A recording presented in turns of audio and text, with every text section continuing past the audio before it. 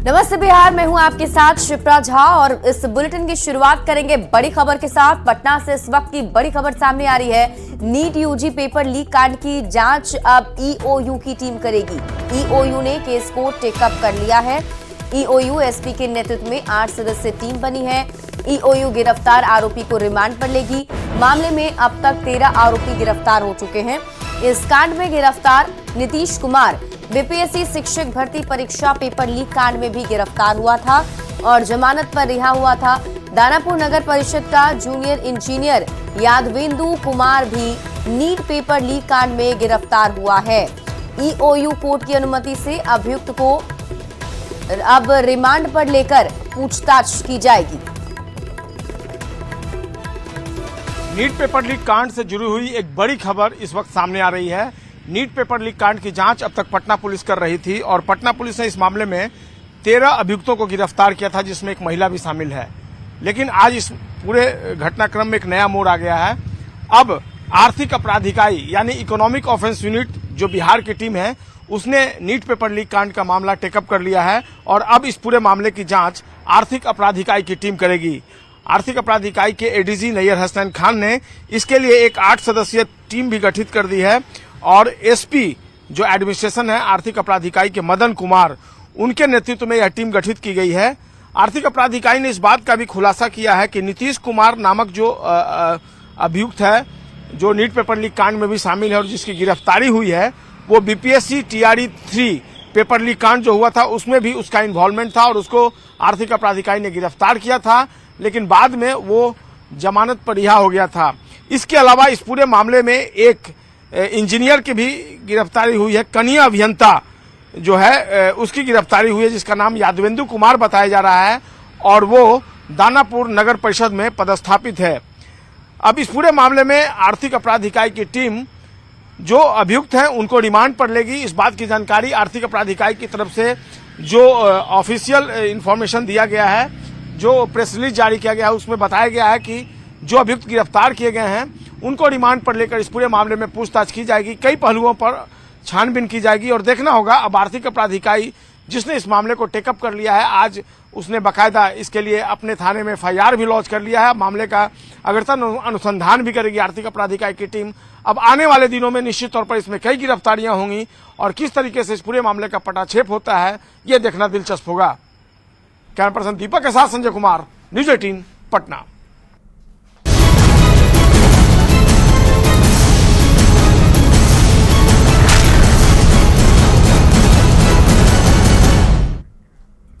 और अब बात करते हैं लोकसभा चुनाव की। प्रधानमंत्री मोदी ने नंदुरबार की रैली में शिवसेना उद्धव गुट के नेता संजय राउत के विवादित बयान पर पलटवार किया है। पीएम मोदी ने कहा कि नकली शिवसेना है जो मुझे जिंदा गाड़ने की बात कहती है। मुझे गाली देते हुए भी ये तुष्टीकरण का पूरा ध्यान रखते हैं। बीजेपी नेताओं ने संजय राउत के बयान पर पुलिस और चुनाव आयोग में शिकायत की है।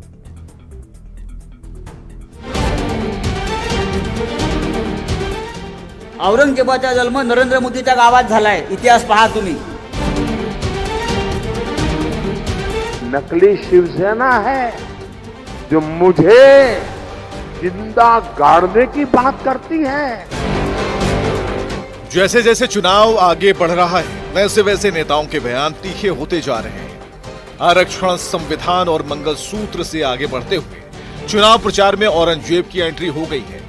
शिवसेना उद्धव गुट के नेता संजय राउत ने विवादास्पद बयान देते हुए पीएम की तुलना औरंगजेब से की है, जिस पर पीएम मोदी ने नंदुरबार की रैली में पलटवार किया। हर हर मोदी, हर हर मोदी।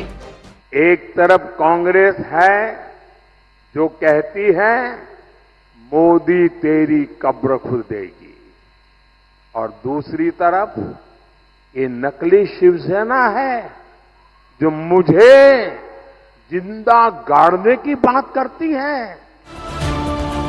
पीएम नरेंद्र मोदी ने कहा कि एक तरफ कांग्रेस कहती है मोदी आपकी कब्र खुदेगी, तो दूसरी तरफ नकली शिवसेना मुझे गाड़ने की बात कहती है। मुझे गाली देते हुए भी ये तुष्टीकरण का पूरा ध्यान रखते हैं।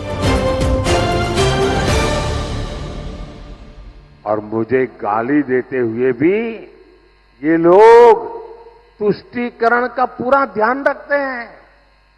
मोदी की कब्र खुदेगी, मोदी को जिंदा गाड़ देंगे और इसमें भी अपने वोट बैंक को पसंद आए वही गाली दागोगे क्या?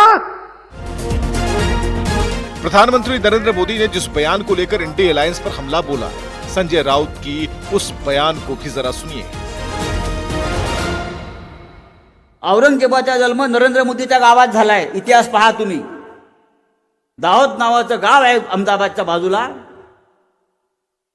औरंगजेब तिथे जन्माला आलाय गुजरातमध्ये, म्हणून आपल्याशी ते औरंगजेबी वृत्तीने वागतायत।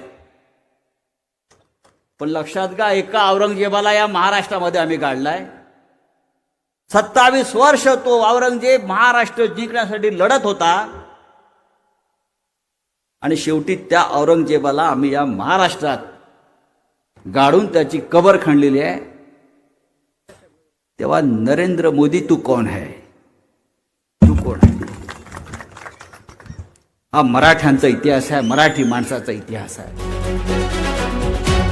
संजय राउत के बयान पर बीजेपी के नेता काफी नाराज हैं। बीजेपी नेताओं ने चुनाव आयोग और पुलिस में शिकायत करके संजय राउत के खिलाफ कार्रवाई की मांग की है।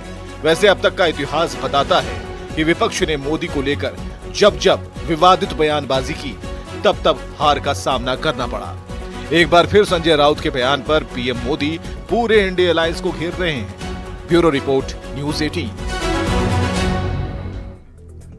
लोकसभा चुनाव के बीच कांग्रेस नेता मणिशंकर अय्यर का एक बयान काफी वायरल हो रहा है। वीडियो में एक बार फिर से मणिशंकर अय्यर का पाकिस्तान प्रेम सामने आया। उन्होंने एक इंटरव्यू में पाकिस्तान से बातचीत की वकालत की। मणिशंकर अय्यर ने कहा कि पाकिस्तान एक संप्रभु देश है, पाकिस्तान के पास एटम बम है, इसलिए भारत को उनका सम्मान करना चाहिए। मणिशंकर अय्यर के बयान पर सियासी तूफान खड़ा हो गया है। लेकिन यदि आपने उनसे बात की, उनको इज्जत अफजाया, तो तभी जाकर वो अपने बम के बारे में नहीं सोचेंगे। इतना ही सम्मान जिनके मन में पाकिस्तान के लिए है, तो मुझे लगता है कि फिर हिंदुस्तान में उनके लिए जगह भी नहीं है। मणिशंकर अय्यर कांग्रेस के उन नेताओं में शामिल हैं जो जब भी बोलते हैं बखेड़ा जरूर होता है। एक बार फिर से मणिशंकर अय्यर का एक बयान वायरल हो रहा है। इस बयान पर सियासी तूफान खड़ा हो गया है। इस बार मणिशंकर अय्यर ने पाकिस्तान प्रेम दिखाते हुए कहा है कि पाकिस्तान के पास एटम बम है, इसलिए भारत को उनका सम्मान करना चाहिए और लगातार पाकिस्तान से बात करते रहना चाहिए। आपने उनसे बात की, उनको इज्जत अफजाया, तो तभी जाकर वो अपने बम के बारे में नहीं सोचेंगे। लेकिन आपको उनको ठुकरा दिया और बच्चे जैसे कुट्टी कहते रहे, तो कोई पागल वहां आ जाए, वो बम निकाल ले और फिर क्या होगा? तो हमें समझना चाहिए कि दुनिया का विश्व गुरु बनना हो तो ये जरूरी है दिखाने के लिए कि जितना भी तीव्र हो हमारा समस्या पाकिस्तान के साथ, उसका हल निकालने के लिए हम मेहनत कर रहे हैं। मणिशंकर अय्यर के बयान पर बीजेपी के फायर ब्रांड नेता गिरिराज सिंह ने जबरदस्त हमला बोला है। गिरिराज सिंह ने मणिशंकर अय्यर और कांग्रेस पर पाकिस्तान की भाषा बोलने का आरोप लगाया है।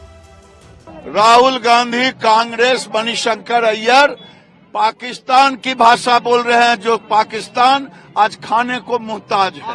दोगली नीति कांग्रेस छोड़े। हिंदुस्तान इतनी ताकतवर है कि कोई आंख दिखाएगा तो पाकिस्तान भूगोल में दिखाई नहीं देगा। मणिशंकर अय्यर के बयान पर एलजेपीआर के अध्यक्ष चिराग पासवान ने भी निशाना साधा है। चिराग पासवान ने कहा कि जिसके मन में पाकिस्तान के लिए इतनी जगह है, उसके लिए हिंदुस्तान में कोई जगह नहीं है। इतना ही प्यार, इतना ही सम्मान जिनके मन में पाकिस्तान के लिए है, तो मुझे लगता है कि फिर हिंदुस्तान में उनके लिए जगह भी नहीं है। अभी सैम पित्रोदा के विरासत टैक्स और उसके बाद भारतीयों के रंग के ऊपर दिए गए बयान से कांग्रेस उबर भी नहीं पाई थी कि मणिशंकर अय्यर के पाकिस्तान प्रेम ने फिर से फंसा दिया है। उन टिप्पणियों से भारतीय राष्ट्रीय कांग्रेस अपने आप को अलग मानती है और उनसे पूरी तरह से असहमत है। हालांकि ये वायरल वीडियो है, लेकिन मणिशंकर अय्यर जैसे कुछ नेता हर चुनाव के पहले कुछ न कुछ ऐसा बयान जरूर दे देते हैं जो कांग्रेस के लिए सेल्फ गोल साबित होता है। न्यूज़ 18 के लिए पटना से धर्मेंद्र कुमार के साथ ब्यूरो रिपोर्ट। जेडीयू कोटे के दो मंत्रियों के बेटे और बेटी के बीच मुकाबले ने समस्तीपुर को बिहार का हॉट सीट बना दिया है। अशोक चौधरी की बेटी शांभवी चौधरी एलजेपीआर के टिकट पर चुनावी मैदान में है, तो कांग्रेस से महेश्वर हजारी के बेटे सन्नी हजारी मैदान में है। शांभवी चौधरी प्रचार में पूरा जोर लगा रही हैं।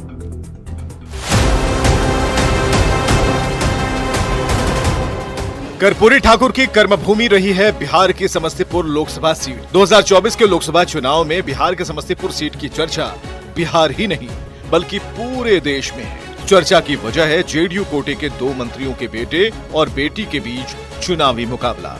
एनडीए की तरफ से मंत्री अशोक चौधरी की बेटी एलजेपीआर की टिकट पर चुनाव लड़ रही हैं, तो इंडिया गठबंधन से कांग्रेस की टिकट पर मंत्री महेश्वर हजारी के बेटे सन्नी हजारी मैदान में हैं। समस्तीपुर की जनता क्या सोचती है और समस्तीपुर में किस तरह की चुनावी सियासी बयार बह रही है, ये जानने के लिए न्यूज 18 की टीम लोगों के बीच पहुंची। किसे वोट करेंगे, क्या कुछ लगता है आपको? मैं मोदी जी के नाम पर जो है लोजपा को समर्थन करते हैं, हम लोजपा को ही वोट देंगे। इसी दौरान एनडीए उम्मीदवार शांभवी चौधरी से भी मुलाकात हो गई। शांभवी ने दिल्ली यूनिवर्सिटी के लेडी श्रीराम कॉलेज से बीए और दिल्ली स्कूल ऑफ इकोनॉमिक्स से पीजी की पढ़ाई की है। राजनीतिक परिवार में जन्मी शांभवी चौधरी बिहार के प्रभावशाली नेता अशोक चौधरी की बेटी हैं। प्रधानमंत्री नरेंद्र मोदी ने शांभवी को अपनी बेटी बताते हुए खुले मंच से वोट मांगा था। शांभवी उस पल को अपने जीवन का सबसे सुखद पल बताती हैं। बहुत भावुक क्षण था और हम मानते हैं कि कभी भी वो किसी को अपने ऑफिशियल मंच से ऐसा नहीं किसी को बोले हैं और हमें अपनी बेटी कहे तो नेचुरल है। एक एनडीए प्रत्याशी के तौर पे हमारा हिम्मत, हमारा हौसला और बुलंद हुआ है। अशोक चौधरी ने खुद बेटी के प्रचार का जिम्मा संभाल लिया है। अशोक चौधरी ने बिना नाम लिए महेश्वर हजारी पर निशाना भी साधा। इसको मौका में मिल गया, उसके लिए प्रधानमंत्री जी भी प्रचार कर दिए और बिटिया बोल दिए, और माननीय नेता नीतीश कुमार भी आकर के ये कह गए कि भाई जो गड़बड़ कर रहा है उससे मुक्ति पालेंगे। तो हमको नहीं लगता है अब कुछ बचा है इसमें। मंत्रियों के बेटे और बेटी के बीच मुकाबले ने समस्तीपुर की जंग को दिलचस्प बना दिया है। समस्तीपुर की जनता किसे आशीर्वाद देती है, ये 4 जून को पता चलेगा। न्यूज 18 के लिए समस्तीपुर से विनीता मिश्रा की रिपोर्ट। और लोकसभा चुनाव में वार पलटवार का दौर लगातार जारी है। अब मोदी के हनुमान चिराग पासवान पर सियासी घमासान छिड़ गया है। तेजस्वी यादव ने चिराग पासवान को घर खाली कराने का वाकया याद दिलाया। तेजस्वी यादव ने मोदी के हनुमान पर तंज कसा। तेजस्वी यादव ने कहा कि मोदी ने चिराग पासवान के घर को खाली करवाया। पीएम ने चिराग के पिता की मूर्ति फेंकवा दी, पार्टी का सिंबल छीन लिया, चाचा भतीजे में लड़ाई लगवाई, फिर भी चिराग मोदी के हनुमान बने हुए हैं। तो तेजस्वी यादव के बयान पर चिराग पासवान ने भी पलटवार कर दिया है। चिराग पासवान ने कहा कि जितनी चिंता तेजस्वी को उनकी और पीएम मोदी की करते हैं, उसका 10% भी वो अपने उम्मीदवारों की करेंगे तो उम्मीदवारों की जमानत बच जाएगी।